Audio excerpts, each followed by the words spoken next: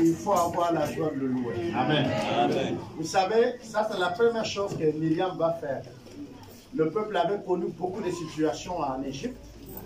Et quand même le pharaon accepte qu'il sorte de l'Égypte, ce n'était pas encore la joie. Ils ne croyaient pas encore. Ils sont arrivés à un moment où encore l'obscurité et l'hostilité étaient là. Là, il y avait la mer, il y avait les Égyptiens qui arrivaient derrière. Donc l'armée, ce n'était pas les civils qui les suivaient. Mais il y avait l'armée égyptienne qui voulait terminer avec eux. Et là, ils ont regardé Moïse et ils ont dit à Moïse, est-ce que vraiment Dieu t'a vraiment parlé? Et Moïse, vraiment Dieu t'a parlé? Parce que il ne faut pas que tu nous conduis comme ça. Mais voyez-vous, eux-mêmes, ils ont vu les miracles avec Dieu, n'est-ce pas, non? En Égypte. Et ils ont reconnu les miracles. Et ils vont sortir sur la base que le dernier combat que le Seigneur va donc livrer avec l'Égypte, c'était que Dieu avait décidé que tous les premiers-nés de l'Égyptien meurent. Et à partir de là, l'Égyptien donc décide de libérer. Et quand il les libère, le peuple d'Israël va célébrer leur sortie. C'est-à-dire, il y a des cris de joie, il y a des louanges, mais ils ne croient pas trop à leur liberté. Vous savez, quand on est resté longtemps en esclavage, et même quand on nous dit tu es libre, la première question c'est que je vais aller où? Hein, non? Même notre liberté devient un problème. Parce que chez le maître, on mangeait, il nous logeait, il n'y avait pas de facture. Bien qu'on le servait sans qu'il nous donne quelque chose. Et maintenant qu'on dit tu es libre, mais tu vas aller où? Et il y avait quelqu'un qui a rencontré donc le Seigneur, c'était Moïse. Et le peuple d'Israël savait très bien qu'eux aussi, ils ont le Seigneur. Et il leur a dit non, mais Dieu nous libère pour qu'on va de tel point à un autre point. Il faut qu'on y va. Vous comprenez? Et puis bon, le peuple commence à marcher. Et la route qui les amène, c'était compliqué. Et souvent, quand je parle de l'histoire de Moïse, je vois l'église actuelle. L'église maintenant. Vous savez, l'église ne fait rien sans l'esprit. Et tous ceux qui servent l'église ont l'esprit. La Bible dit que quand c'était le jour, il y avait la nuée. Donc Dieu était sur forme de nuage. Donc tout le monde, et il marchait devant eux. Ça veut dire que tout le peuple pouvait voir la nuée. Est-ce que vous comprenez? La nuit, ils se mettaient comme étant une boule de feu. Donc il y avait du feu devant eux qui marchait. Donc tout le peuple voyait ça. Donc quand Moïse est venu leur dire on va sortir, quand ils ont commencé à marcher, tout le monde a vu qu'il y avait Dieu devant. Dieu était là. Et eux, ils marchaient après cette nuée. Ensuite, la Bible ne nous précise pas combien de jours ils ont mis, parce que c'était quand même beaucoup de monde. Combien de jours ils ont mis avant d'atteindre la mer? Mais on dit qu'ils ont marché. Et quand ils sont arrivés là, ils ont trouvé la mer qui se dresse devant eux. Mais l'Esprit du Seigneur est devant eux, il les conduit vers la mer. Et ils marchent après. Moïse aussi fait partie de ceux qui marchent, qui suivent le même esprit. Quand ils arrivent devant, il y a la mer qui se dresse comme obstacle, comme problème, comme situation, comme difficulté. Et ils voient que Dieu est là en forme de nuée. Ils voient bien que Dieu est là en forme de feu. Mais le peuple ne s'attaque pas à Dieu. Vous savez, ça, c'est le propre de l'homme. Quand il a un problème qui nous concerne lui, il va accuser tout le monde. Pendant qu'il est l'auteur lui-même de son problème. Il aimerait mettre le nom d'un autre. Et là, qu'est-ce que le peuple va faire? Comme eux, ils voient Dieu en forme de feu et de nuée, qui va provoquer le feu. Mais ils ont vu Moïse qui mange le manioc avec eux, qui voit marcher parmi eux. Ils ont dit, toi tu nous as amenés ici, pourquoi ils ne voient pas le feu qui marche là? Moïse ne suit pas lui-même ça. Et c'est l'église actuelle. L'église actuelle, tous, avant que nous disions nous servons Dieu, il y a une chose qui se passe. On reçoit le Seigneur, n'est-ce pas non? Et quand on reçoit le Seigneur, il nous donne quoi? Il nous donne quoi? Il donne son esprit, non? Bon, quand son esprit vient à nous, l'esprit là vient pour faire quoi? Pour nous conduire, non? Mais pourquoi tu accuses alors le leader quand tu as raté? L'esprit là avec toi. Partout là où tu passes, l'esprit est avec toi. Pourquoi quand tu échoues, tu veux maintenant amener ça chez l'autre?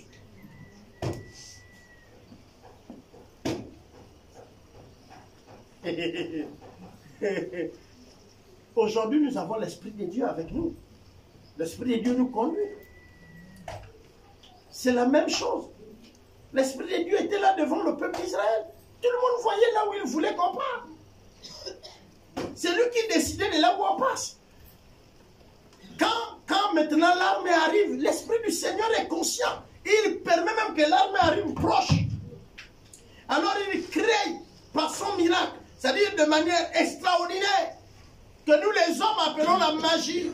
Vous savez, quand quelque chose dépasse notre entendement, on dit ça c'est la magie. C'est-à-dire que c'est quelque chose où, on est, pour les chrétiens disent miracle, quelque chose où votre intelligence, votre connaissance ne peut plus répondre. Il devient naze. Là vous reconnaissez que ça c'est Dieu. Alors, l'armée était là et Dieu voulait leur montrer que quel que soit ce que l'armée l'a fait, l'armée ne pourra rien vous faire. Vous êtes parfois buté à certaines situations où les gens parlent, les gens disent, vous entendez les paroles, ils sont proches de vous, mais ils ne pourront rien faire, ils ne font que parler. Pourquoi? Mais parce qu'entre vous et eux, il y a une grande fosse. La fosse là, c'est fait par Dieu lui-même qu'on appelle la nuée. Et ils voient bien le peuple d'Israël. Le peuple d'Israël les voit, mais ils ne peuvent les toucher. Et toute l'armée de l'Égypte a dormi là. Ensuite, le matin, Dieu va ouvrir la mer. Et tout le peuple d'Israël va traverser la mer à sec. Pendant ce temps, Dieu garde derrière ce petit mur invisible plutôt, transparent, mais qu'eux, ils ne peuvent pas franchir. Vous savez, votre cœur peut vouloir faire quelque chose, mais si Dieu dit vous ne le ferez pas, vous ne le ferez pas. Et peut-être tout le désir est là. Et donc, les Égyptiens ont dormi là, à la plaine. Peut-être qu'ils pensaient que bon, le général chargé de la stratégie les a dit, arrêtez les chars, nous allons nous reposer ici. Là devant c'est la mer, ces gars-là ne vont pas nous fuir, demain matin on les termine. Est-ce que vous comprenez? Et ils pensaient que c'est eux qui décident. Or c'est Dieu qui incline le cœur de l'homme. Amen, amen. Et si seulement on pouvait comprendre ça. C'est-à-dire quelqu'un peut parler, moi je vais te montrer, je vais te dire, tu verras, il y aura quoi? Quand tu sais que entre lui et toi, il y a une séparation, tu ne crains rien parce qu'il y a Dieu. Amen. Amen. Et quand même la mer est devant nous, on sait que nous-mêmes, il faut réaliser que moi-même je ne peux pas. Mais tu dis, je suis avec celui qui peut. Amen. Je fais partie de ceux qui peut. Il va utiliser les moyens que je ne connais pas. Est-ce qu'il va faire sécher la mer? On ne sait pas. Vous savez, Jésus lui-même, quand il arrive en Israël, à chaque fois qu'il voulait aller derrière un lac, qui n'était même pas la mer, il a prêté la pirogue. Et vous connaissez l'histoire où le vent a frappé sur la pirogue où il était à l'intérieur, n'est-ce pas, non? Mais qui nous a dit qu'on n'aura plus les difficultés? Jésus pouvait faire sécher tous ces lacs à chaque fois qu'il passait. N'est-ce pas, non? Mais il a laissé les lacs avec leurs eau et leurs poissons. Il ne les a pas séparés. Un jour, il veut montrer à ses disciples qu'il est Dieu. Il a marché sur l'eau. Il a marché parce qu'ici, il veut créer aussi cette façon de voir chez ses disciples, de comprendre qu'il est Dieu. Et il marche sur les eaux. Et aujourd'hui, si vous me demandez le thème du message, alors, je vais dire ceci.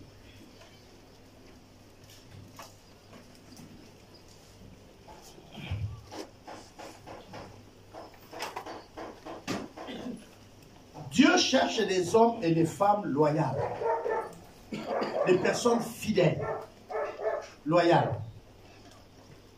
Dieu cherche des hommes et des femmes loyales, des personnes fidèles.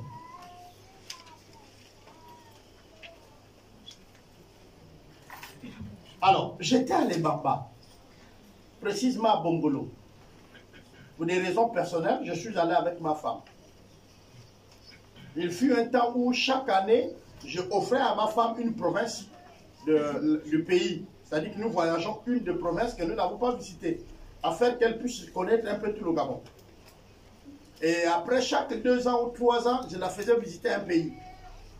Ça, c'est quand on n'avait pas encore beaucoup de problèmes. On est rentré un peu dans beaucoup de problèmes. Ça a changé, mais c'est notre habitude. Je pense qu'on va revenir. Et donc, nous sommes allés à Lebamba et nous allons observer une chose. C'est la carrière du gravier. Nous avons observé qu'au fait, il y avait des hommes et des femmes qui étaient vers la rivière, donc le fleuve là, qui sépare, je crois, Ndende, les Bamba avec Bongolo. Et là, à l'intérieur, Bongolo, c'est le quartier, hein, l'autre côté où il y a l'église de l'Alliance et puis comment on va dire l'hôpital. Et les gens étaient là dans cette falaise, ils prenaient des costauds pierres, et quand ils ne pouvaient pas soulever, il avait son birin et il avait sa bassette. Il attaquait sur le côté le caillou, et cette persévérance, donc jour après jour, heure après heure, minute après minute, il n'était pas pressé, il n'était pas en train de vouloir courir, il tapait sur le caillou avec un point bien précis, faisant en sorte que quand vous revenez 2 jours ou 3 jours après, vous voyez que la masse du caillou qui était là, soit a diminué ou complètement est devenu des petits graviers. Et c'est ce qu'ils revendent comme gravier à ce qu'ils construisent. J'étais en train de les admirer. J'étais en train de les admirer. Aujourd'hui, nous sommes dans un monde où aujourd'hui la confiance, c'est mérite. C'est vrai. Mais la fidélité n'est plus. Et les hommes ne sont plus loyaux.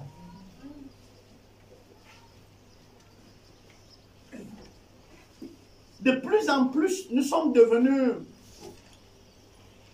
je ne sais pas s'il faut utiliser le mot traître,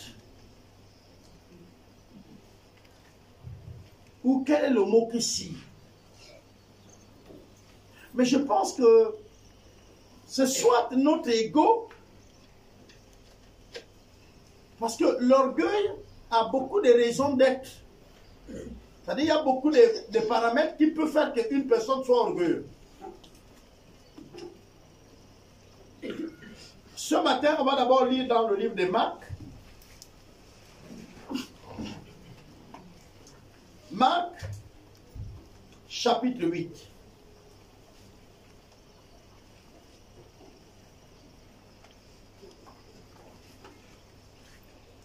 À partir du verset 27, je vais lire.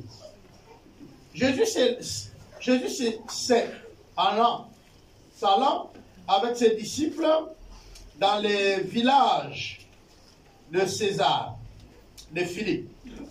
Et ils leur posèrent en chemin cette question: qui dit-on que je suis? Qui dit-on que je suis? Voyez-vous, Jésus marchait avec ses disciples et nous connaissons qu'il fut un bon temps avec eux. Et ils dormaient ensemble et ils se déplaçaient ensemble. Ce n'était pas le cas aujourd'hui où la plupart d'entre nous ne sont pas avec les leaders. Mais dans leur cas, les disciples étaient toujours au pied du maître et se déplaçaient avec lui. Dans leur cas, ils avaient tout abandonné et ils étaient avec lui. Nous connaissons qu'on pouvait aller voir comment Pierre et les 2 fils de Zébédée, qui étaient des pêcheurs, ont abandonné les filets et sont allés avec Jésus. Où il les a dit: suivez-moi.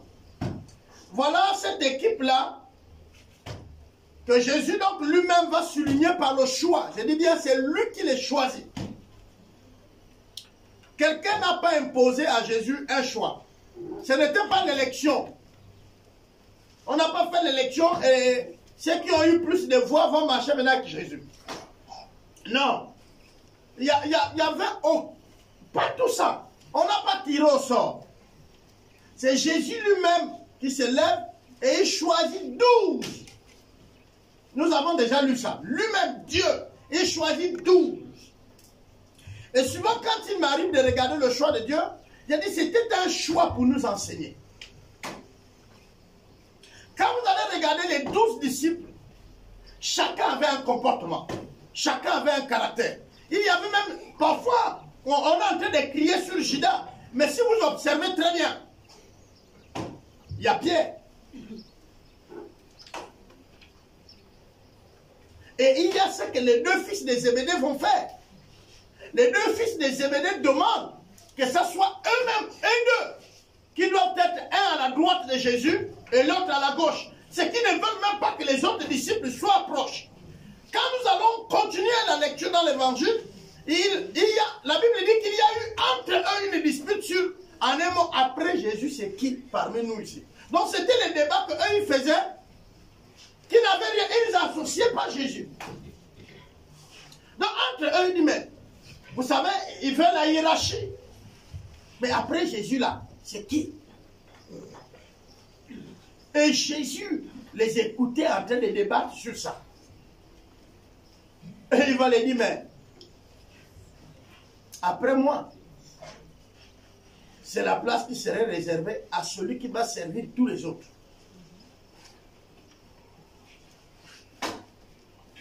Là va arriver donc une situation. Comment moi, je suis votre serviteur et c'est moi qui va suivre Jésus. Donc on peut penser qu'en réalité Jésus veut nous tromper un peu là. Nous tous on connaît que quand on est chef, on est quoi? Attends, Jésus il est là. Nous tous on sait que c'est lui le chef. Et il nous dit que pour être son adjoint, il faut qu'on se mette au travail de tous ces gars. Et si moi j'ai un certain niveau, j'ai une certaine classe, j'ai une certaine famille, tout de suite quand je regarde les amis, je me dis, mais attends, lui là qui sort de telle famille, attends, moi je suis un collecteur d'impôts, j'ai quand même appris. Donc je vais servir un pécheur. Non, attends. Donc je sers un pécheur. Non, attends. Mais si c'est cette place, il n'y a qu'à garder. Beaucoup d'entre nous sont arrivés là sans se rendre compte. Ça dit qu'on ne voit pas le service et plus les hommes. Parce que je sais qu'il y a quelques femmes, mais quand vous allez regarder le service dans l'église, il est plus abattu par les femmes que les hommes. Les hommes ils sont préoccupés à autre chose. Le service de l'église ne les préoccupe pas. Non? Ils sont, rien que même leur position homme, ils ne comprennent pas déjà qu'à cause de la position homme, que ce soit dans votre maison, que ce soit dans votre service, ça peut vous amener à vous orgueilleux. Vous pensez que, on va vous poser une question simple, très cher homme, ce matin. Entre votre femme et vous, qui doit être le serviteur? Parce qu'on entend tous les hommes dire c'est moi le chef, n'est-ce pas non? Le chef de la famille c'est qui? C'est l'homme non? Bon, Jésus a dit ici que le chef doit faire quoi? Hein? Bon, maintenant je pose la question, qu'est-ce que vous entendez par servir? Laissez les hommes répondre. Qu'est-ce que vous entendez par servir?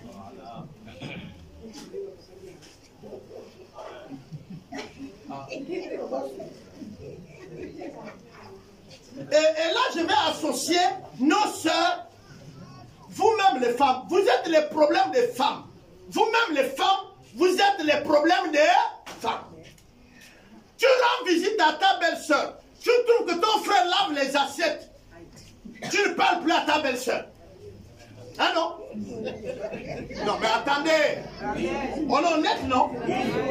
Moi, j'ai dit à la mort du conjoint, c'est toujours les sœurs qui viennent arracher les maisons et mettre la belle-sœur dehors. Donc, les lois que vous avez prises là, c'est pas contre les hommes. Les hommes ne vous font pas souffrir. C'est eux qui meurent avant. Maintenant, on va parler un peu de ce qui est plus. Vos adversaires, c'est vous-même. Tu es dans un foyer, mais tu vas faire la guerre dans l'autre foyer. Après, vous dites, on veut protéger la femme. Vous protégez la femme de qui? Alors, protégez-vous vous-même. Parce que selon que vous présentez ça, c'est comme si c'est l'homme qui était devenu l'ennemi de la femme. Il y a des hommes, oui, qui s'accaparent de l'héritage, oui, mais ils ne sont pas nombreux. Les maisons des frères, c'est vous qui prenez l'argent des locataires. Les frères morts là, c'est vous qui prenez l'argent des locataires. Vous oubliez, et c'est même vous qui venez dire que les enfants de votre frère ne sont pas ses enfants. C'est vous, c'est vous. Et vous oubliez que vous-même, vous avez des enfants que l'autre aussi va dire, c'est pas ses enfants. Et cette chaîne-là va continuer. Vous avez voté les lois pour qui?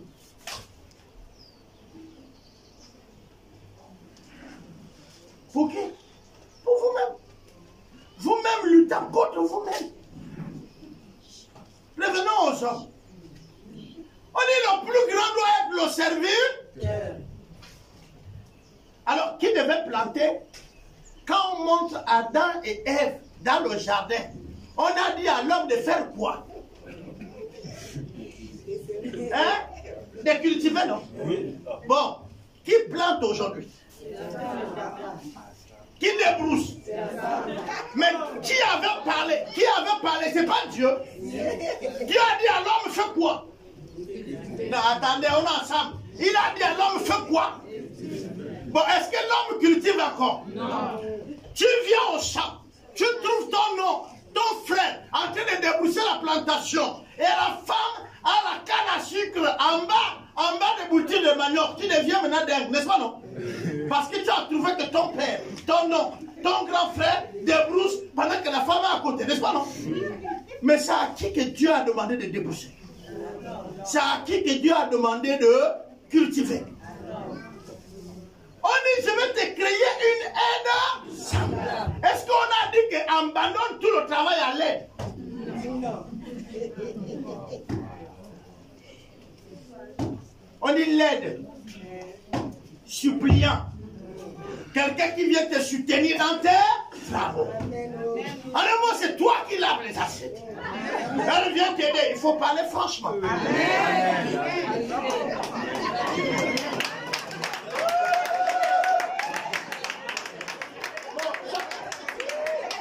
Les hommes, vous savez, je vais vous dire une chose. On dit, ne vous conformez pas au siècle, soyez renouvelés au contraire par l'Esprit de Dieu. Ah non? Mais le siècle présent nous montre que c'est la femme qui lave les assiettes, qui prépare, qui s'occupe du bébé. Nous tous sommes ses enfants.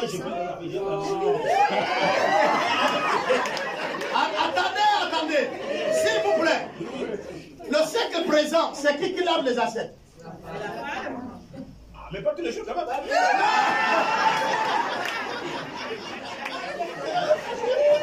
Non, écoutez. Il y a les jours où l'homme va venir aider la femme. On est d'accord? Mais la tâche des assiettes est reliée à la femme. L'homme peut venir pour l'aider. Mais vous ne voyez pas que les rôles sont inversés? C'est qui devait aider et qui devait laver. C'est maintenant celui qui devait aider qui est devenu l'acteur et celui qu'on aide qui est devenu celui qui aide. Vous ne voyez pas?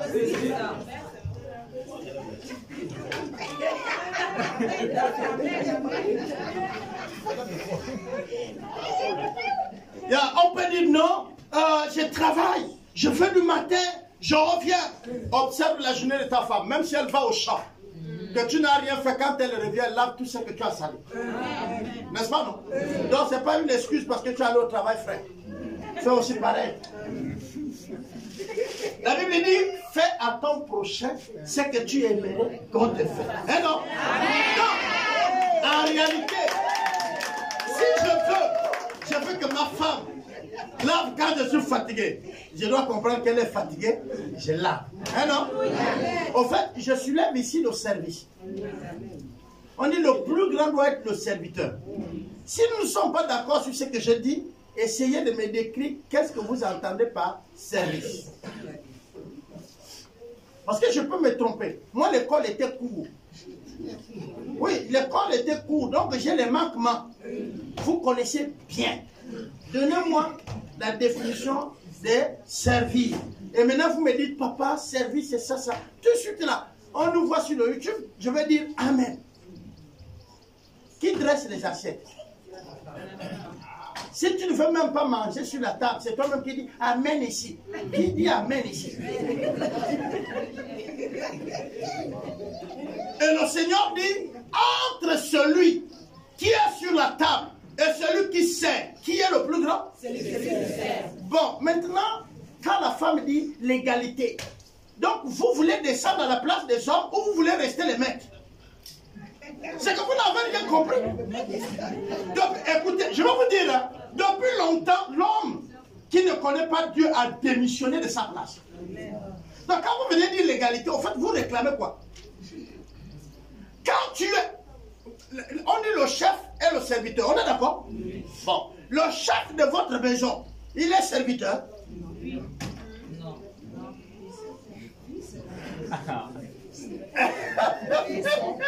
Regarde le débat que je soulève. J'ai dit, hein, le chef est quoi? C'est celui qui sert, non? Donc le chef de votre maison est celui qui sert. Nous sommes des chrétiens, non? Maintenant, qui sert? Donc le chef, c'est qui? Il y a beaucoup de maisons où nous savons que les femmes sont des chefs. Même si on ne veut pas l'accepter. Vous savez, l'ignorance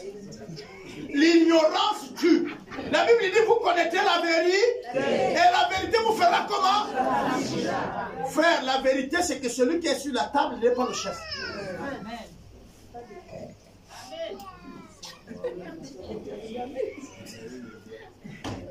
Et c'est pas moi qui l'ai dit, c'est le Seigneur. C'est celui qui sait. Maintenant, on dit la femme aide. Cela ne veut pas dire que, frère, tu ne dois pas laver les assiettes, même les habits, même installer. Mais oui. Quand on dit tu cultives, mais tu dois éplucher le manioc. Oui. Oui. Bon, attendez. On sait que filtrer le manioc, s'il vous plaît, selon les cultures, s'il vous plaît, on va aller doucement. Selon les cultures, on sait que faire le manioc et tout, c'est pour la femme. Mais on sait que les hommes les aident à les déraciner, à les transporter, à les déplucher. Et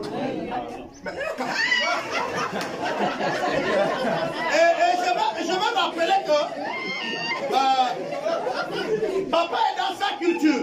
Quand vous allez partir dans l'autre milieu, les hommes préparent le manioc. Je n'ai pas demandé d'appeler les noms des gens. C'est une autre culture. On est d'accord?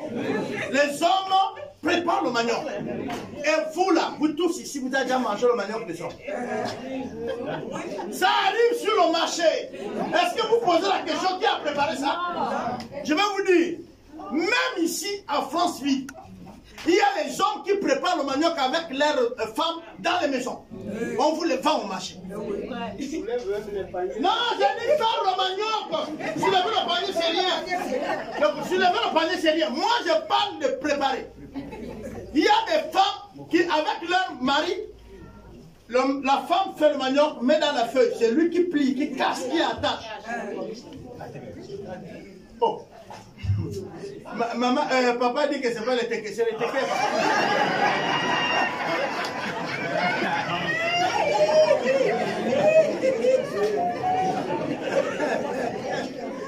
Non, écoutez, je suis ici en train de dénoncer un fait, de dire, si le chef, c'est vrai, il y a les tâches que le chef nous demande de faire, on est d'accord? Mais la première responsabilité, c'est le chef. Ok. Maintenant, je vais vous dire là où l'homme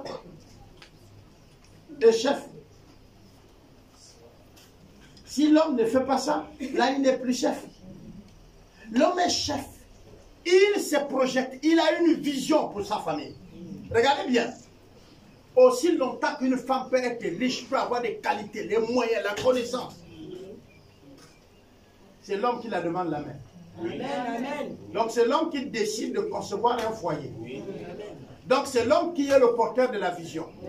Très chère femme, quand vous acceptez quelqu'un, c'est que vous avez accepté sa vision. Mais c'est maintenant que vous acceptez et dans sa vision, vous voulez modifier sa vision. Là, vous êtes des désobéissants aussi. On dit femme, soyez quoi? Soumise. Ça veut dire quoi? Soumets-toi à la vision que tu t'es mis à l'intérieur. Tu rentres dans ma vision et tu veux la modifier. Là, il y a un problème. Moi, ma vision, c'est de ne jamais construire avec ma femme. Quand je meurs, elle se débrouille. Mais attendez, s'il vous plaît, on va aller doucement. Est-ce que vous savez que, moi j'ai dit, la plupart qui vont vite au mariage, quand les aînés qui sont dans le mariage, vous dites, viens, on va prier ensemble, on va vous aider. Vous dites non, vous fouillez, n'est-ce pas? Parce que tu l'as vu beau, mais il t'a présenté sa vision. Vous parlez de tout et de rien, mais pas de votre avenir. Il ne t'a pas vu comment il va le cap, n'est-ce pas? C'est la première chose à discuter avec votre futur mari ou femme. C'est qu'il vous présente la vision de la vie qu'il a. Quand il vient t'épouser là, c'est pourquoi? Il peut te dire, là où tu me vois là, j'ai les riens, on va souffrir. Bah oui. Maintenant, quand tu dis, je m'engage, ne viens pas te plaindre chez nous.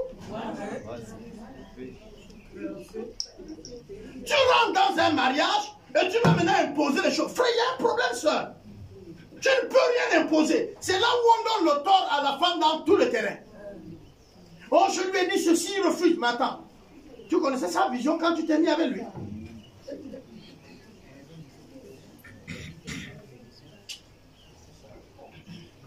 Moi, c'est vivre avec toi. Je veux avoir mes 11 gosses. Vous ne savez pas qu'il y a les hommes qui ont le projet d'avoir 11 gosses. Vous traitez. Donc quand je te choisis comme femme, c'est parce que je veux mes enfants. Et le jour que tu dis que tu n'en fais plus d'enfants, je les fais dehors.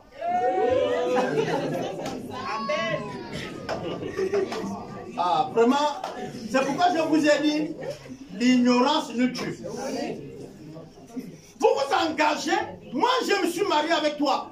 Et j'ai dit, je veux faire un enfant ou 2 au plus. Mais toi, la femme, tu veux avoir 6. On aurait un problème.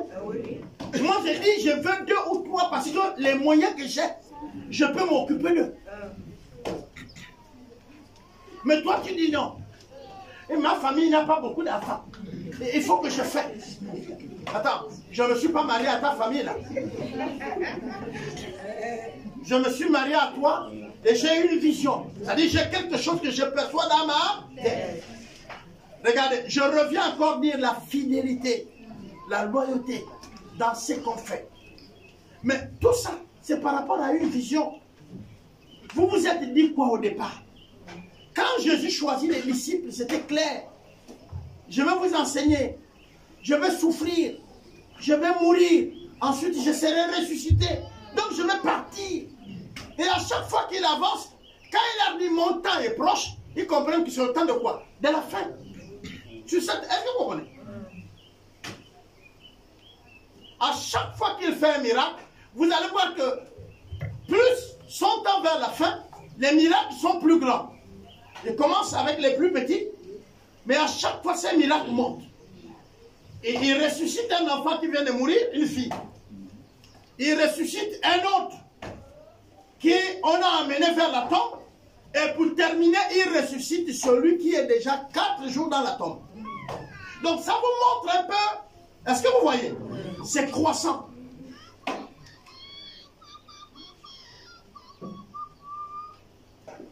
Et à chaque fois, vous avez vu, il y a une phrase qui revient. Parlant des disciples. Ils ont cru. Ils ont cru. Vous lisez ça dans les évangiles? Ils ont cru. Qui veut dire quoi? Quand on dit ils ont cru, c'est qu'ils ont encore plus acquis de la confiance. Mais cela n'a pas empêché eux. Regardez bien, on continue notre lecture. Il répondit, Jean-Baptiste, les autres, Élie, et les autres, l'un des prophètes. Donc, Jésus arrive, Jésus leur dit, moi je suis Jésus, l'envoyé de Dieu, le Fils de Dieu, je suis venu pour mourir pour votre péché. Il faut que je souffre, je meurs pour que vous ayez la vie. Mais, ils ont marché, ils ont vu des miracles. Il est le Fils de Dieu. Il est cache-rien. Ils ont vu Jésus recevoir la voix parler du ciel. Le Saint-Esprit est descendu en forme de colombe. Ils ont vu toutes ces choses.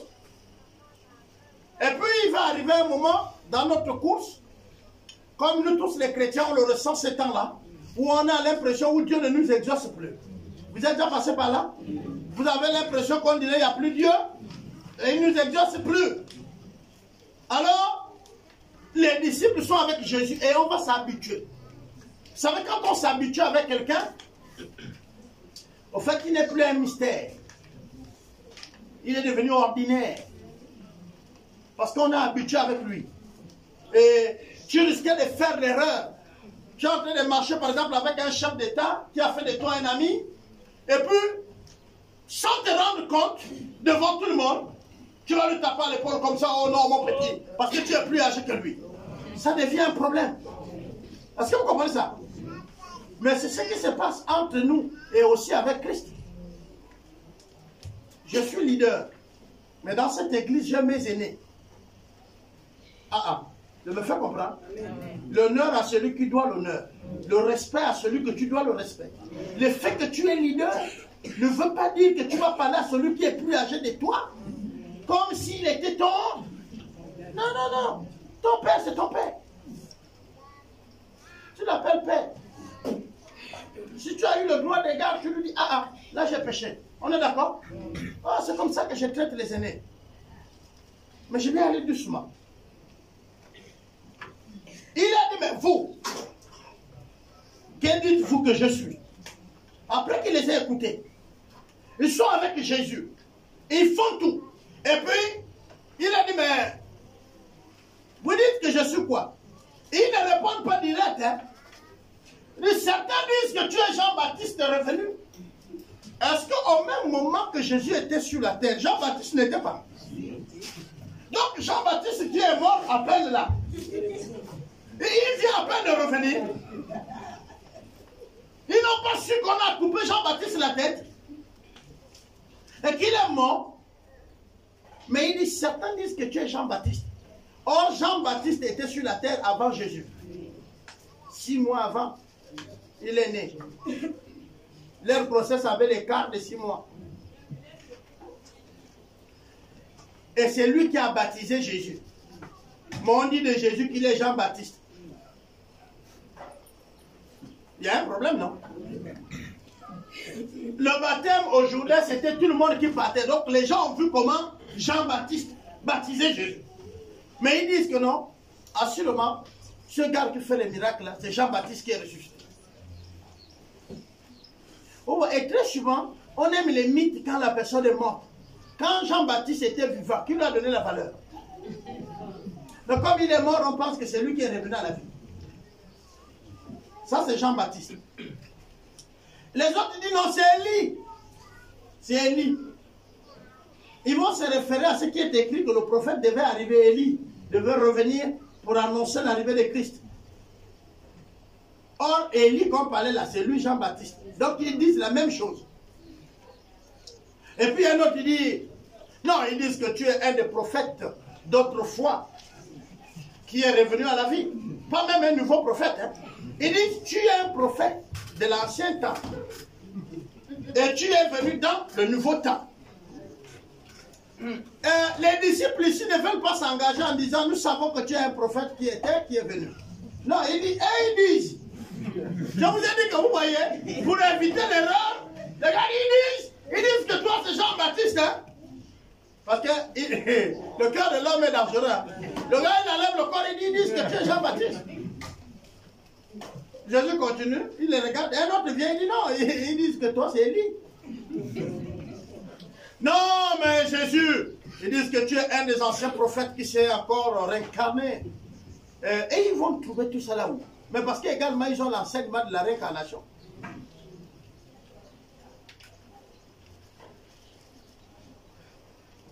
Et puis il dit, bon, vous avez trop parlé des autres. Vous-même, vous dites que je suis quoi? Et puis Tchotcho va parler.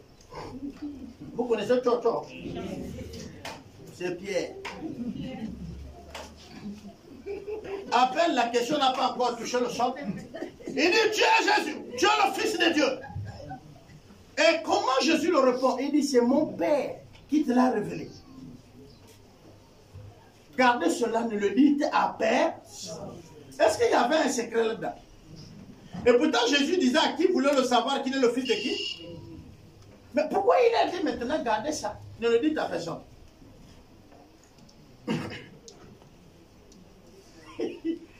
Ils étaient arrivés à un niveau où Jésus voulait savoir au plus profond de leur cœur. Et s'il posait la question à chacun, certains allaient échouer. Et Jésus savait que dans les réponses des premiers là, il y avait ceux qui pensaient ça de eux-mêmes. Dès qu'ils ont dit, ils disent.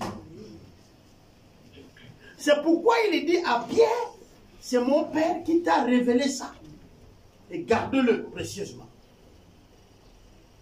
Mais ce qui va être embêté, c'est que pourquoi Jésus s'arrête et leur pose la question, que dites-vous que je suis? Parce qu'il s'est passé une situation, la crise de confiance. Tout le monde pensait que, bon, comme Jésus marchait avec ses disciples, ils étaient là et tout. Comme on peut le voir aujourd'hui avec le ministère des femmes. Vous voyez tous les débats là, il y a plein de femmes maintenant pasteurs, hein, non? Oh, la légalité des chances. Nous tous, on est pareils. Citez-moi une femme parmi les disciples, dans les 12. Jésus est Dieu, il est juste. On est d'accord, non? Il est juste. Mais quand il vient, il ne fait pas la légalité. Hein. Il prend que les hommes. Hein. On dirait que Jésus est injuste. Comment 12 postes? Il prend 100% que les hommes. Or, il devait prendre sur 12. Au moins s'il prend, non, s'il prend 6 adultes hommes, il prend 3 femmes et 3 jeunes confondus. Ah non, c'est ça non? Pour l'égalité.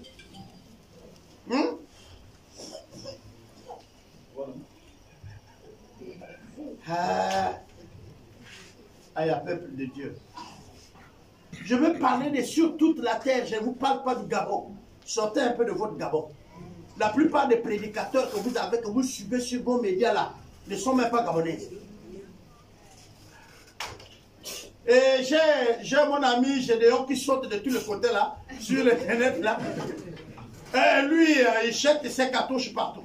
Si tu es par là, tu prends.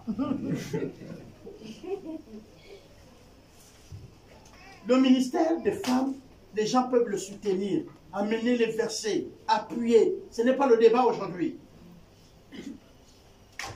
Mais j'ai une question qui m'embête, c'est Jésus est Dieu. Il en a choisi 12. Et tous les 12, c'est les hommes. Je pense qu'il faut qu'on réfléchisse très bien pour les femmes pasteurs. Prenons notre temps pour réfléchir. Mais vous allez regarder que ceux qui soutenaient le ministère de Jésus plus étaient les femmes.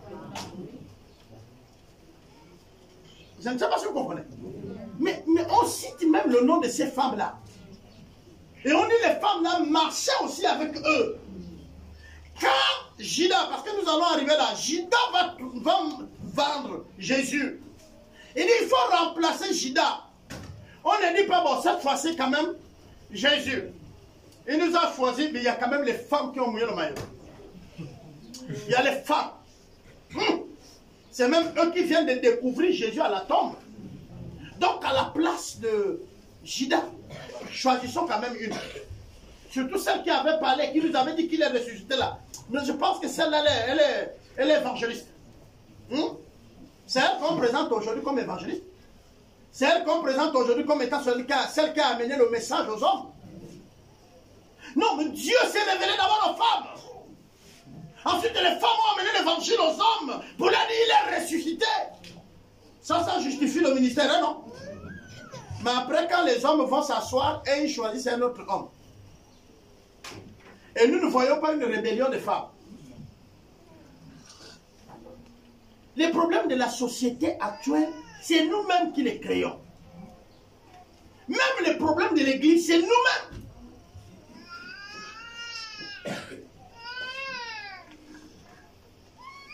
Attends, si toi tu ne viens pas à l'estrade prêcher, tu perds quoi?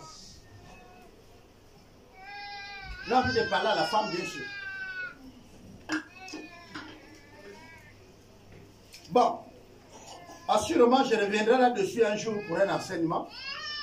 Mais aujourd'hui, je voudrais m'appuyer simplement en vous disant qu'il y avait aussi une crise de confiance. Et cette crise de confiance va nous être montrée dans le livre de Matthieu, chapitre 26.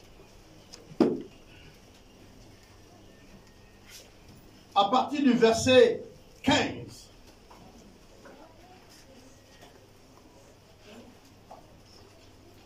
On va lire à partir de 14. Alors, l'un des 12 appelé Judas Iscariot allait vers les principaux sacrificateurs et dit: que voulez-vous me donner? Et je vous le livrerai. Et ils lui payèrent 30 pièces d'argent.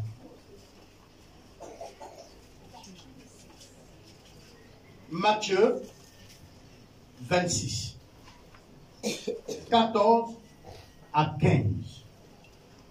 Nous montre ici quelqu'un choisi par Jésus lui-même. Jésus est Dieu, mais il a choisi quelqu'un. Et parmi les personnes qu'il a choisies, il va marcher avec lui. Alors je pose la question, était-il loyal?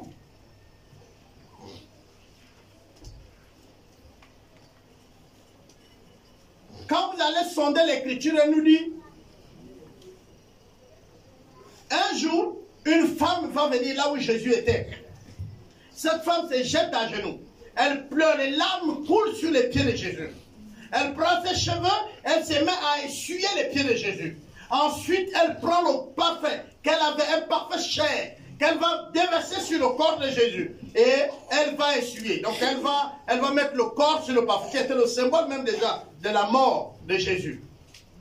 Et là, les disciples vont se mettre à eux-mêmes, en train de parler. Et ils vont dire, mais comment la femme là peut faire un tel gâchis? Et c'est la phrase que la plupart des chrétiens utilisent même à l'endroit de nous qui sommes les serviteurs de Dieu. Quand un de leurs amène une chose qui a de la valeur, donne au pasteur, ou donne à un... Il dit, mais comment lui peut prendre un véhicule et donner au pasteur? Il ne pouvait pas prendre le véhicule et un taxi. Comment il peut donner une telle somme d'argent à un pasteur, à un homme de Dieu, soi-disant? Eh bien, ce jour-là, les disciples aussi ont parlé comme ça. On nous dit ici qu'il y avait un parfum cher. Et la femme là a ouvert son parfum, elle l'a versé sur Jésus. Et les disciples ont dit, mais comment elle peut faire ce gâchis? Elle aurait pu vendre ce parfum-là, prendre l'argent et donner aux pauvres. Est-ce que vous voyez? Donc, pas Jésus, mais pauvres. Comme beaucoup ici également le font. Moi, ma dîme, je ne donne pas à l'église. Je préfère aider les gens au quartier. Donner aux pauvres, mais pas à eux. Pas à Dieu. Eux, c'est Dieu.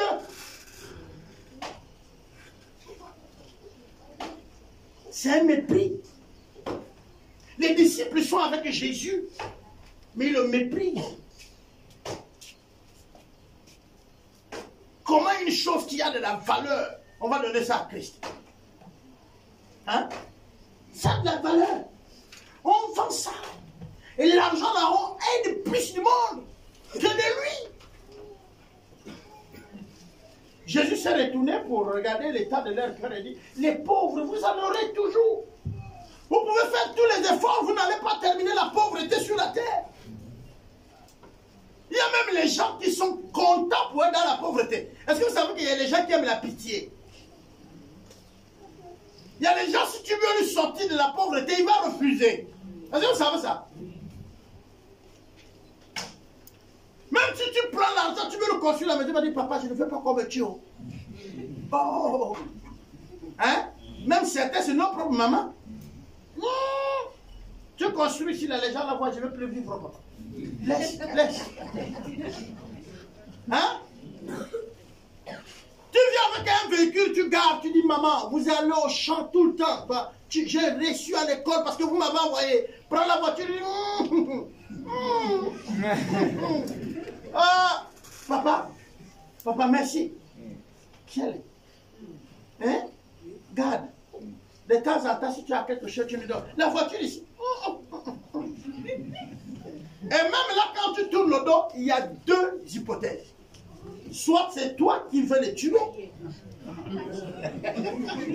soit tu veux que leurs ennemis les abattent. Donc, dans tous les cas, tu veux leur mort. Donc, tu gardes ta voiture. Maintenant, je pose la question. Vous souffrez pour l'école de vos enfants, pourquoi? C'est pourquoi ils réussissent, n'est-ce pas, non? Mais quand ils veulent s'occuper de toi, tu freines. Et si encore pire, tu n'as pas fait l'école, tu n'as rien fait, tu chômes tous les jours, tu es là, c'est maman qui va au champ, qui amène, tu manges, dit, toi tu me sers à quoi? Tu es là seulement que pour manger et bon. Mais tu veux finalement que tes enfants fassent quoi? Je vous ai dit que c'est nous qui compliquons la vie. Tu appelles quelqu'un, tu dis non, je te vois comme ça, tu souffres et tout, c'est pas bon. Réfléchis à un business, je veux voir comment t'accompagner. Là, c'est un autre problème que tu viens de créer. Voilà, vous qui aimez les pauvres là, le millionnaire où nous sommes là, allez-y donner la nourriture aux enfants de vos voisins et qu'ils vont avoir mal au ventre le soir. Vous allez voir si vous allez encore aider les pauvres. Parce que pendant qu'ils sont à l'hôpital en train de se tordre des douleurs, la gendarmerie a déjà pris.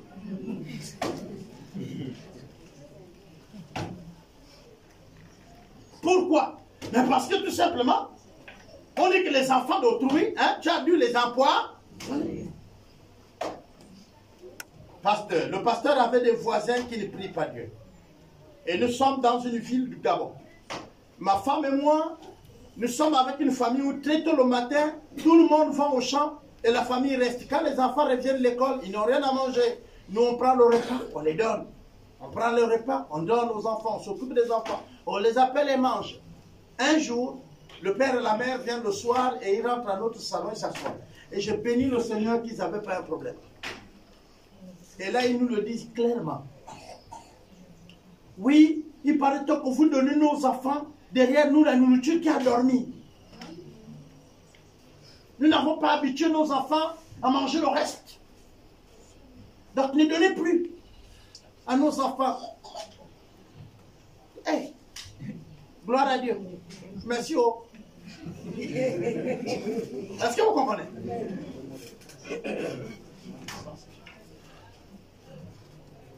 Il y a une dame qui souffrait. La dame est étrangère. Je garde le nom de la République. Elle souffrait avec son mari. Et il travaillait avant, mais ils ont perdu l'emploi. On a limogé son mari. Et il passait des moments difficiles. Seulement cette dame-là était commerçante. Elle faisait les beignets et tout et tout. Et c'était notre voisine.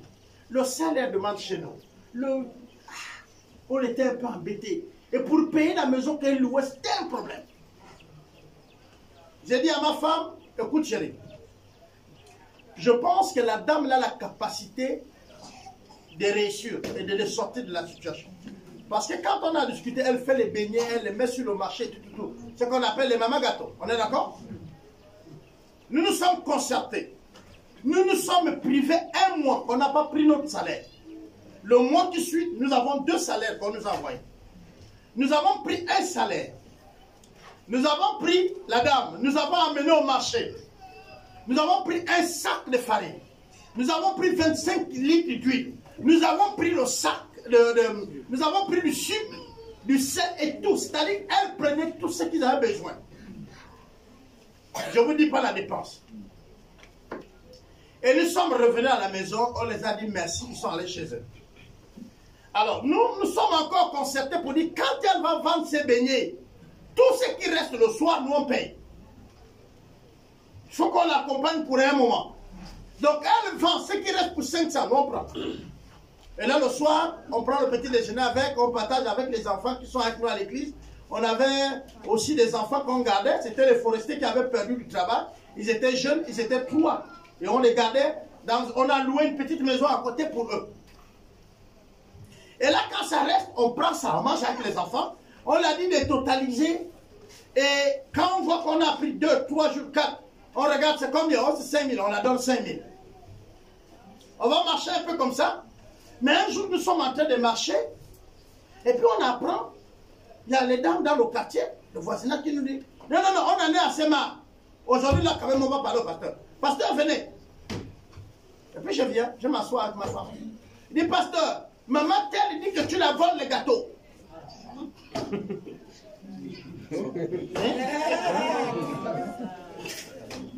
Tu la voles les gâteaux, elle ne fait pas de recettes à cause de toi, l'huile qui reste, quand elle a fini de ce que tu prépares, tu es devenu une charge pour elle là-bas, et tout, et tout, et tout, et tout. J'ai dit, oui, mais les pasteurs sont comme ça. Nous sommes toujours une charge pour vous. Et vous devez nous supporter. Nous nous sommes séparés, nous sommes partis. Une de nos fidèles qui était au chantier forestier nous a envoyé une glacière de cartes. Et c'était la maman là qui était partie dans l'autre église. De cette façon, on n'était pas allé. Comme on a des champs là, des églises. La maman là va nous envoyer la carte, toute une glacière. Quand la carte arrive, on ne nous trouve pas à la maison. C'est elle qu'on trouve. On la donne toute la glacière là. Elle expose, elle vend. Nous on paye nos propres poissons. Nous on vient, on mange. Elle vend, elle vend, elle vend, elle vend. Elle a fini de vendre, elle fait repartir la glacière. Et comme nous on gardait d'autres poissons dans le congélateur, voilà la famille là qui arrive en ville peut-être un mois après. Et je dis à ma femme, non mais il faut leur faire un bon repas. Elle sort donc la carpe là, elle met sur la table. Quand la femme et le mari s'assoient pour manger, dit, oh, vous avez encore la carpe là? On dit, nous on l'a payé avec maman telle, et puis voilà, j'allais déjà vous donner le nom, pardon. Elle dit, oh, vous avez payé avec qui? Maman telle. Elle dit, non! On vous a envoyé une glacière. Et nous on a payé. Ce que vous mangez, c'est que nous on a payé. Le mari a pété le câble. Il a dit la nuit là, je pars là. On a attrapé. Oh non, laisse papa mange d'abord. Le mari dit, même si vous m'arrêtez maintenant là, je vais régler ça. On a mangé, on les a logés, ils ont dormi. Le lendemain, je les persuadé de laisser comme ça. Et puis un jour, vous savez, Dieu est juste. Un jour, il y a un éléphant qui est arrivé. Un éléphant. Vous connaissez l'éléphant, non? L'éléphant arrivait derrière la maison de la dame là, avec son mari. Ça, c'est là où nous on loue avec nos enfants. L'éléphant là, il prend les lampes, il vient cogne la maison, boum, il recule. Donc dans la maison là-bas, il faut la prière. La confession maintenant. Pardonne-nous, Seigneur. L'éléphant, il s'appelle Billy. Il prend les lampes, il vient, il cogne, boum, toute la nuit. Sauve-nous. Nous on est chez nous, attends, c'est l'éléphant qui est là. Qui va aussi sortir pour aller là-bas.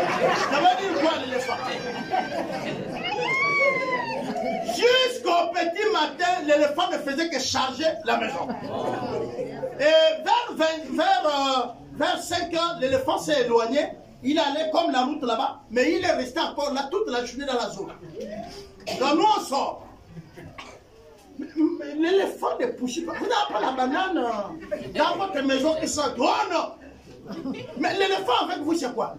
C'est là où on nous fait maintenant la confession. Papa, on a failli mourir là, on peut aller en affaire comme ça. Oh oui, ce que vous avez entendu là, c'est nous. On allait vous critiquer pour l'huile, pour les gâteaux, et pourtant c'est vous qui nous avez acheté ça. Je dis donc l'éléphant là avec vous là.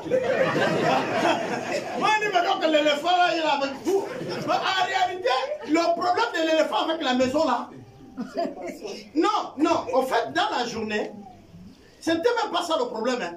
Dans la journée, son mari a dû lancer l'éléphant au caillou. Est-ce que vous comprenez? Et après, il est rentré dans la maison, l'éléphant a vu la maison qu'il est rentré. Est-ce que vous comprenez ça? Donc, toute la nuit, l'éléphant n'a fait que cogner la maison. Vous comprenez maintenant? Quand il vient nous faire la confession, là, c'est pas qu'il y a un problème avec nous. C'est son mari qui a provoqué l'éléphant. Alors, pour terminer maintenant tout, elle fait les recettes, elle les dépose. Et là, le voleur rentre dans leur maison, il récupère toute la recette. La mettant en faillite. Et le voleur est parti. Là, on vient, on la trouve en deuil. Elle ne s'habille même plus. Oyo, oyo. J'ai dit à ma femme aussi qu'aujourd'hui, on est crocodile. Il ferme les yeux, je parle avec la bouche. Elle dit, maman, que le Seigneur vous soutienne. Oh! Il faut que je vous dise la vérité. La loyauté n'est plus chez nous. Soyez loyaux. Soyez fidèles. Jésus-Christ, il cherchait des hommes et des femmes fidèles et loyaux. Judas allait le vendre là pour quelques pièces.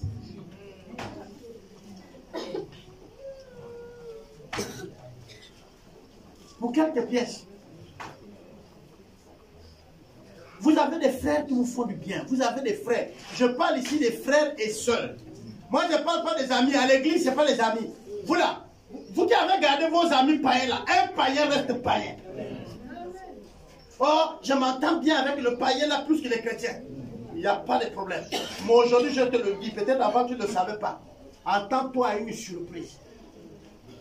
Attends-toi à une surprise. Le païen est comme la France et l'Afrique. Vous comprenez? Vous vous parlez de l'amitié, mais lui il parle d'intérêt. Aussi longtemps qu'il a quelque chose qu'il peut soutirer chez toi, peut avoir, il te serait fidèle, il te serait loyal. Mais le moment où la chose va changer, le gars va te corriger. J'ai vu les sœurs en Christ abandonner Christ pour les gars qui ne le ont pas épousé aujourd'hui. J'ai vu ça. Échanger sa foi pour un homme, mais qu'il n'a plus épousé. Elles sont devenues quoi aujourd'hui? Je vois beaucoup, avec beaucoup d'enfants. Maintenant, j'ai dit aux frères en Christ, j'ai dit, qui est bête maintenant pour épouser l'ange dessus? Non mais attendez. Donc, tu te retrouves avec 6, 5 gosses et tu viens dire, Seigneur, donne-moi un mari. Si c'est moi le pasteur, je dis jamais. Je vais vous dire pourquoi. Donc le frère qui n'a pas eu les amis de les enfants dehors, il va t'épouser. On est d'accord, non? Il va s'occuper de tes enfants connaîtront leur père. Il faut dire la vérité. On est d'accord, non? Bon, maintenant, tu n'as même pas amené un ou deux. Parce que l'église aujourd'hui, c'est les aéroports. Tu tournes. Tu as tout gaspillé, tu as atterri. Et tu viens, tu dis, Seigneur, je dis, fais-moi un miracle. Mais tu es conscient, non? Soyons fidèles au Seigneur. Est-ce qu'on comprend là? Soyons fidèles. Et le Seigneur sera fidèle à toi. Il y a ce qu'on appelle les temps de l'ignorance. Tu étais ignorant, ça c'est différent. Vous comprenez? Et là, Dieu te ouvre les yeux, tu connais la vérité, la grâce est là. Et ça, nous avons déjà vu beaucoup. Mais dès que tu es conscient, tu refuses toi-même de saisir la grâce pendant qu'il est temps. Parce que tu as l'espoir sur quelqu'un que tu ne veux pas laisser. Il te boue. Le païen, bah vous connaissez pas le païen? Vous connaissez le païen? C'est l'Égyptien. Lui, il va te mettre dans la zone où l'herbe pousse. C'est-à-dire, il t'alimente l'argent. Tes demandes, il les offre. C'est l'herbe pousse. Le temps est bon. Il pleut là-bas, sauf dans tout le pays. Mais rassure-toi, il n'est pas fidèle. Rassure-toi, il n'est pas loyal. Au bon moment, il va corriger ton erreur. Mais Jésus est fidèle. Il est loyal. Il joue vrai avec nous. Amen, amen. Il joue vrai avec nous. C'est pas tu es là avec les autres. Vous voyez ce que Judas fait. Il est dans le groupe. Il tombe là, il pleure. Or, il a un projet. Mais Judas, c'est un païen. C'est un païen. Il n'était pas converti. La Bible dit qu'il est volé l'argent des dîmes et des offrandes. Vous savez ça, non? Donc, lui, il pensait que Jésus, en tant que Dieu, ne sait pas qu'il vole. Hein? Mais Jésus lui a laissé là. Le gars, il marchait, il dit, mais est-ce que même lui là, c'est Dieu? Je vois là à côté de lui, il ne voit même pas. Vous pensez que Dieu ne voit pas? Non, non. Judas pensait que Dieu ne voit pas. Mais nous tous, on connaît comment il a terminé, non?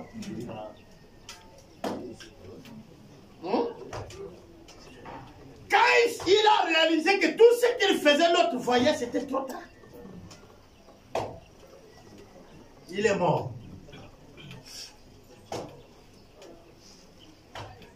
Être honnête.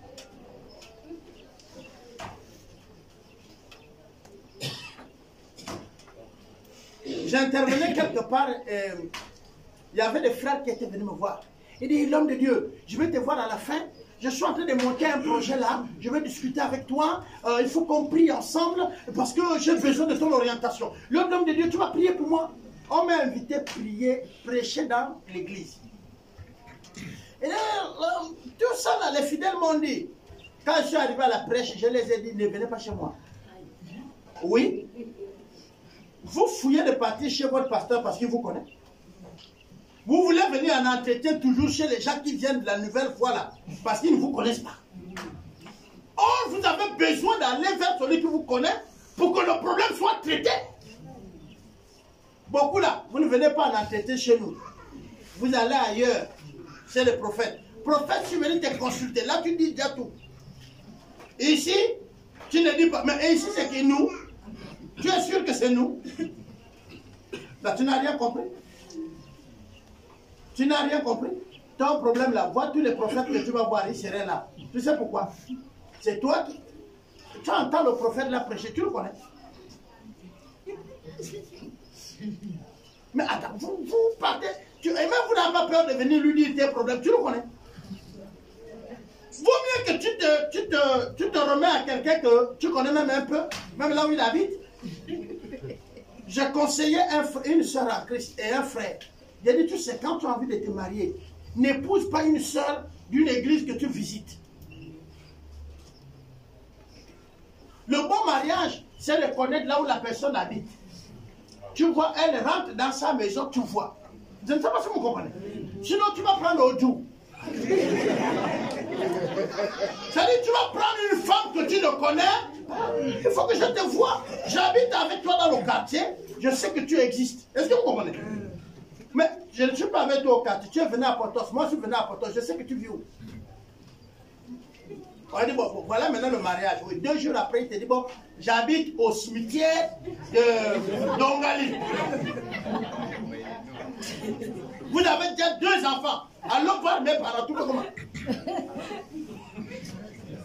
Oui? Est-ce qu'il n'y a pas de maison au cimetière là? Donc si tu es dit au cimetière, tu vois d'abord quoi? Vous savez que là encore pour dire aux gens là où, précisons là où nous on habite, on dit j'habite au quartier tel, là où il y a une femme qui fait les gâteaux comme ça. Parce que, non, il n'y a pas là où on peut, non. Donc si la personne en face, il y a les maisons en face du cimetière là, il te dit j'habite au cimetière de Ongali là. Est-ce qu'il y a un problème? Cimetière de Yéné, premier cimetière. Là. Vous ne connaissez pas le cimetière là? Ah. De toutes les façons, si elle habite en face ou quoi, il dit je suis de la famille là, c'est la famille là qu'on a enterré sur le côté. Donc ils sont de la même famille. S'il vous plaît, commençons à chercher à mettre les bases de fidélité. Même encore dans les milieux de culte. Si vous estimez, et j'ai l'habitude de dire, si tu estimes qu'ici, là, tu ne trouves pas ton compte, et que tu dois prier, choisir une église, prie, Dieu va t'orienter. Mais tu ne peux pas être aujourd'hui prophète Z, demain prophétesse, après apôtre, après tu as pasteur, après évangéliste, mais finalement tu es où? Du coup, tu deviens un problème. Si tu arrives à une situation, c'est qui se lève pour t'aider? Je vais terminer en vous disant ce que je disais mercredi à tout le monde.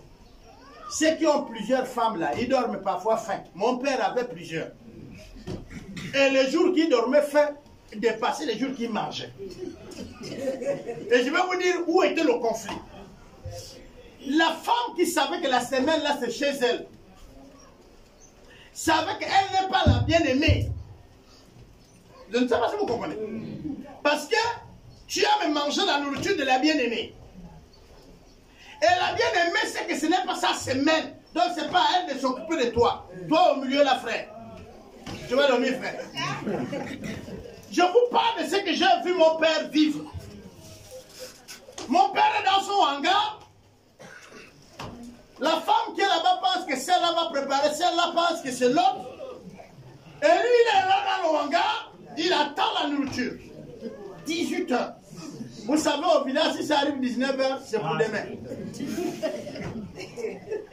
Et là, je vois le vieux, il se lève tout doucement. Et il dit, les femmes là m'ont oublié aujourd'hui. Il vient de dormir faim. Pourquoi? Parce que chaque femme pensait que l'autre femme a pris soin. Tu es situé où? Si tu n'as pas là où tu rends culte, aucun leader, aucune église ne viendra à ton aide. Parce qu'il ne se reconnaît pas en toi. Et toi aussi, tu ne te reconnais pas en eux. On est d'accord? Et souvent, quand c'est la situation, on dit, non, quand l'autre a eu ça, on s'est occupé de lui. Tu es fidèle. Vous comprenez le mot même, non? On dit les fidèles, non? Tu es fidèle. La loyauté, il y en a. Tu participes à ce que cette église-là se développe. Comment? En faisant quoi? Tu pries pour elle. Tu fais quoi?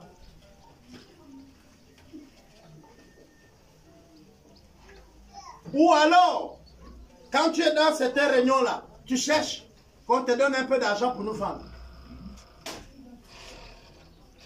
Je vais vous dire comment on vend. Il y a des chrétiens qui parlent mal de l'église. Je ne dis pas forcément là où tu pries, mais de l'église. Or, vous devez défendre l'église au lieu de parler mal de l'église. Je peux avoir des débats de l'église avec mes fils pour les enseigner. C'est quoi l'église? Voilà ce que... Mais quand je suis avec les païens, et que je sais par exemple que Béthanie est une église, tu me parles mal de Béthanie, je prends position de Béthanie. Tu parles mal de Nazareth, je prends position de Nazareth, le corps de Christ. Tu me parles mal de l'alliance chrétienne, je prends position de l'alliance chrétienne. Est-ce que vous comprenez? Mais entre nous-mêmes, on peut se dire, vous arrêtez ça, c'est pas bon. C'est ça là qui est bien. Mais je ne permettrai pas que le païen vienne critiquer l'église chez moi. Et que je m'assoie pour lui répondre que oui. Oui, notre pasteur là-bas. Ah non? Il n'y a pas de problème. Vous êtes assurément là où on ne parle pas de l'argent. Mais vous connaissez quelle société qui fonctionne sans l'argent? Même nous, on ne parle pas de l'argent. On ne crie pas sur l'argent. Mais on fonctionne avec l'argent. Mais si on ne crie pas trop, peut-être parce que vous donnez bien. Si vous ne donnez pas, nous, ça va crier. Vos propres enfants à la maison. Tout à l'heure, on va terminer le culte. Rentrez sans pain. Ils savent que vous allez traverser Potos, non? Rentrez sans pain ou sans gâteau. Il y aura quoi là-bas? Ce n'est pas les cris. Mais quand tu rentres, ils regardent les mains comme ça, c'est saturé. Qu'est-ce que vous aurez? Ce n'est pas le sourire? Mais alors, toutes les sociétés fonctionnent comme ça.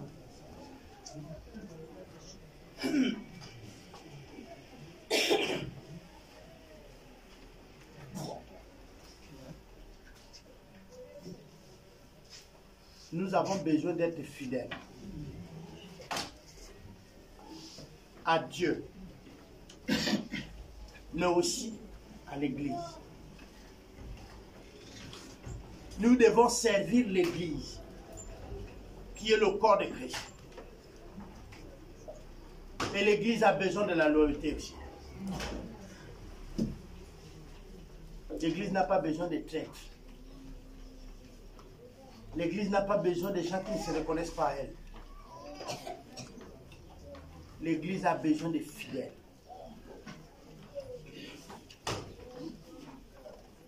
Et ce matin, je nous appelle à être des fidèles. Amen, amen. Prions le Seigneur.